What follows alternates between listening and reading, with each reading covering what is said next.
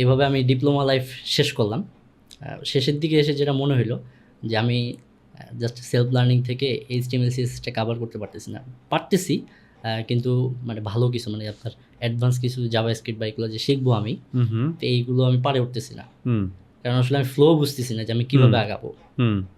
তো তখন যেটা হলো, আমার ফ্রেন্ড আমাকে ওই প্রোগ্রামিং হিরোর নাম বলছে। তখন আসলে আমি অনলাইনে যে কোর্স করা যায় আসলে বাস্তব মানে ট্রাস্টের বিষয়টা ছিল না আমার।